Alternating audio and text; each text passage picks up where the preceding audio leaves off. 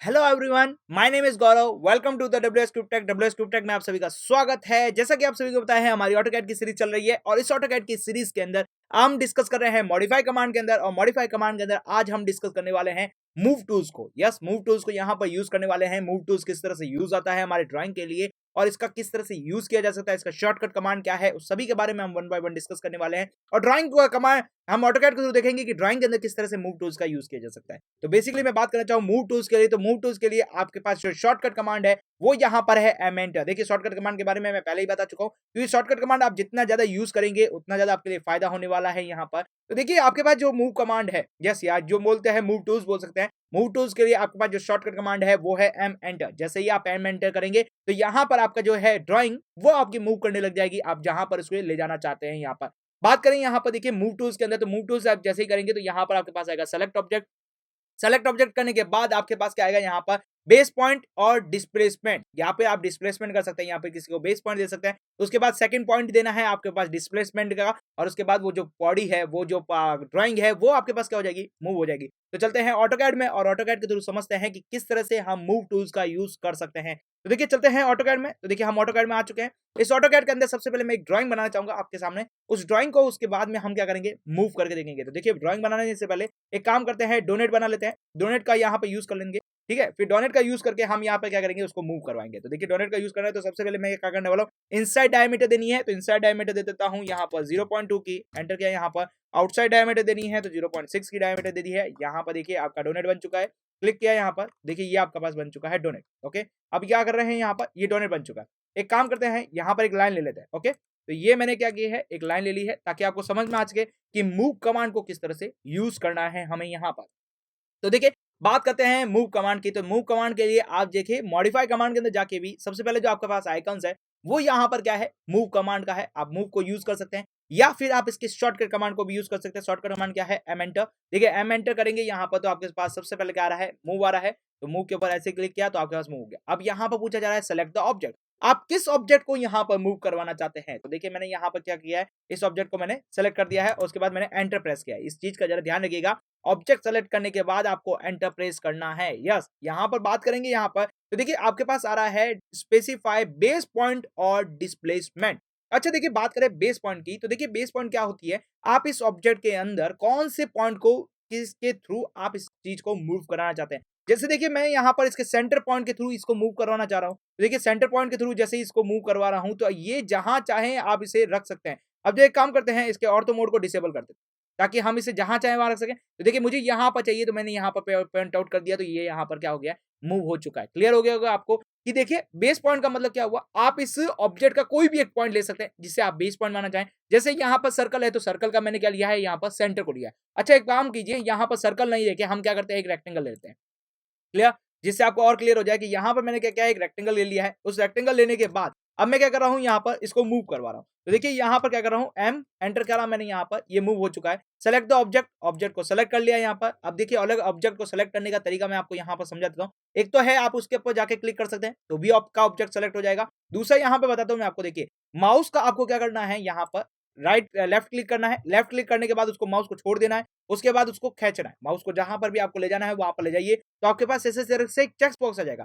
तो ये आपके पास यदि ग्रीन चेक बॉक्स आता है, इसका मतलब क्या हो गया, आप उस ऑब्जेक्ट को यहाँ पर सेलेक्ट कर रहे हैं। इस चीज का जरा ध्यान रखिएगा, जिस टाइम भी आपका ग्रीन ऑब्जेक्ट आ रहा है, यस ग्रीन सिलेक्शन पॉइंट आ रहा है, इसका मतलब क्या हुआ, आप उस ऑब्जेक्ट को सेलेक्ट कर रहे हैं। अच्छा, देखिए यहाँ पर देखिए सबसे बड़ी गलती क्या होती है, जैसे आप माउस पॉइंट को छोड़ते नहीं है यहाँ पर। यस, आप यहाँ पर माउस पॉइंट को नहीं छोड़ते हैं और आप माउस पॉइंट को क्या कर रहे हैं, इसको पकड़ के रखते हैं। जैसे कि मैंने माउस पॉइंट का जो है पॉइंट यहाँ पर रखा और उसके बाद में मैंने क्या किया, यहाँ पर उसको पकड़ के रखा। जैसे आपका जो लेफ्ट क्लिक है, आप उसको पकड़ के रखेंगे तो आपके पास जो सिलेक्शन एरिया है वो कुछ इस तरीके से पॉलीगन्स की तरह दिखेगा। यस, पॉलीलाइन की तरह दिखेगा यहाँ पर। तो यहाँ पर आपके पास पॉलीगन नहीं, पॉलीलाइन नहीं चाहिए, तो यहाँ पर आप क्या कर सकते हैं, बेसिकली मैं आपको समझाना चाहूँ, माउस पॉइंट का आप लेफ्ट क्लिक दबाइए, उसको रिमूव कर दीजिए, फिर आप अपने माउस को हिलाइए थोड़ा सा, जहां पर भी आपको ले जाना है आप उसे ले जाइए। फिर उसके बाद आपके पास से फिर से वापस वही पॉइंट रख दीजिए, जैसे यहाँ पे लिखा और यहाँ पे मैंने क्लिक कर दिया, तो आपका जो चीज है ग्रीन ग्रीन वाला पार्ट है वो यहाँ पर क्या हो चुका है, सिलेक्शन हो चुका है।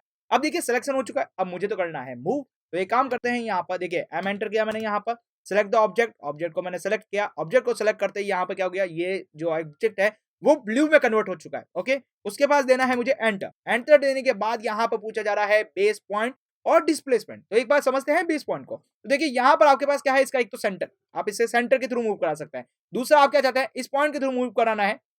जैसे मैंने क्या किया, इसकी जो साइड्स है उसके थ्रू मूव कराया, यहाँ पे इसके वर्टेक्स के थ्रू मूव कराया। तो देखिए मैंने यहाँ पे वर्टेक्स के थ्रू मूव करा रहा हूँ और मुझे यहाँ पर लेना है इसके आपके जो मिड पॉइंट है, इसके ऊपर क्लिक कर देता हूँ। तो ये इसके मिड पॉइंट पे मूव हो चुका है।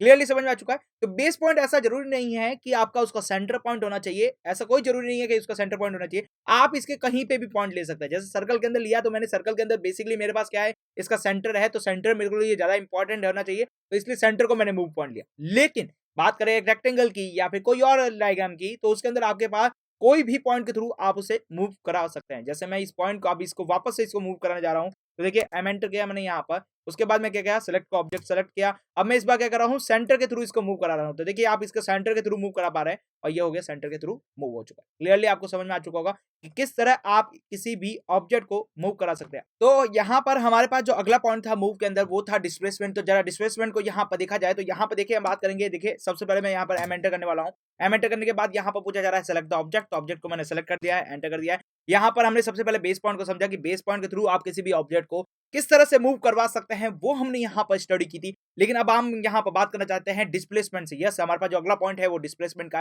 डिस्प्लेसमेंट के थ्रू किस तरह से यहाँ पर किसी ऑब्जेक्ट को मूव कराया जा सकता है, तो उसके बारे में स्टडी करें। तो देखिए डिस्प्लेसमेंट के लिए मैं यहाँ पर डी एंटर कर रहा हूँ। डी एंटर करने के बाद अब जरा देखिए यहाँ पर देखिए मूव स्पेसिफाइड डिस्प्लेसमेंट। अब देखिए डिस्प्लेसमेंट के बाद में अब जब यहाँ पर देखेंगे आपके पास ये जो ब्रैकेट में बना हुआ है, इसका मतलब क्या है, जरा मैं उसको एक बार समझा देता हूँ आपके सामने। तो देखिए ब्रैकेट के अंदर जो यहाँ पर नोटिफाई हो रहा है, इसका मतलब ये क्या हो रहा है कि आपके पास जो पहला दे रखा है वो यहाँ पर एक्स कोऑर्डिनेट है, सेकंड दे रखा है वो वाई कोऑर्डिनेट है, थर्ड दे रखा है वो आपको जेड कोऑर्डिनेट है। इसका मतलब क्या हुआ कि आपका जो ऑब्जेक्ट है उस ऑब्जेक्ट को आप एक्स वाई जेड के अंदर किस तरह से मूव करना चाहते हैं। अच्छा बात की जाए तो यदि हमारे पास यहाँ पर तो अभी केवल एक्स और वाई ही है, जेड यहाँ पर है नहीं। यस, यहाँ पर जेड है नहीं क्योंकि हम यहाँ पर 3D की बात नहीं करें, यहाँ पर केवल अभी किसकी बात कर रहे हैं, 2D की बात कर रहे हैं। तो 2D के लिए हमारे पास एक्स और वाई कोऑर्डिनेट है।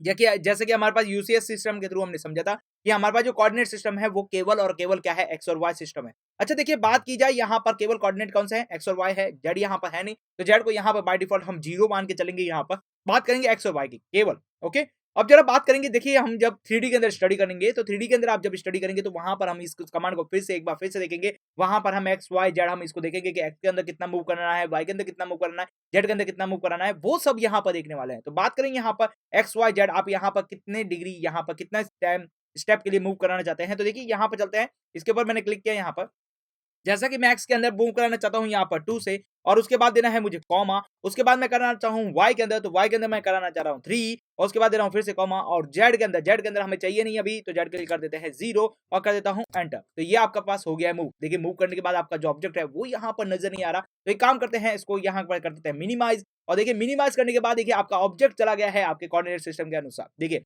एक्स के अंदर कितना किया था हमने, 2 किया था, वाई के अंदर कितना किया था हमने यहाँ पर 3 किया था। तो उसके अनुसार आपका ऑब्जेक्ट कहाँ चला गया है, ऊपर चला गया है। तो डिस्प्लेसमेंट का बेसिकली यूज क्या होता है आपके पास, किसी भी कोऑर्डिनेट सिस्टम के अनुसार आप किसी ऑब्जेक्ट को यहाँ पर मूव कराना चाहते हैं। लेकिन देखिए इतनी हमें यहाँ पर जरूरत नहीं पड़ती है, हमें बेसिकली मूव कमांड के अंदर एक बेस पॉइंट की जरूरत पड़ती है, उसके अनुसार हम यहाँ पर मूव कराते हैं। तो देखिए यहाँ पर सिंपल सा है, एम एंटर करना है आपके पास, सेलेक्ट द ऑब्जेक्ट, ऑब्जेक्ट को यहाँ पे सेलेक्ट किया, उसके बाद एंटर क्लिक किया, एंटर क्लिक। देखिए एंटर क्लिक करना है, ये बात जरा ध्यान रखिएगा। बेस पॉइंट को यहाँ से उठाया और तो जहां पर आपको इसको ले जाना है वहां पर आप इसे ले जाकर इसे पुट कर सकते हैं। तो इससे आपका क्या होगा, ऑब्जेक्ट आपका क्या हो जाएगा, मूव होना शुरू हो जाएगा। क्लियरली आपको समझ में आ चुका होगा कि मूव कमांड का किस तरह से यूज किया जा सकता है, किसी भी ऑब्जेक्ट को एक जगह से दूसरी जगह पर मूव करने के लिए यूज किया जा सकता है। क्लियरली समझ में आ चुका है। मूव कमांड बहुत ही बेसिकली कमांड है, इससे आप ऑब्जेक्ट को मूव करवा सकते हैं। क्लियरली आपको समझ में आ चुका होगा कि मूव कमांड का किस तरह से यूज करना है। बेसिकली इसका जो शॉर्टकट है वो यहाँ पर है एम एंटर। जैसे ही आप एम एंटर करेंगे आपका ऑब्जेक्ट क्या होना शुरू हो जाएगा, मूव होना शुरू हो जाएगा। क्लियर? तो अब चलते हैं हमारे अगले वीडियो लेक्चर के साथ, तब तक आप हमारे साथ बने रहिए। Thank you for watching this video.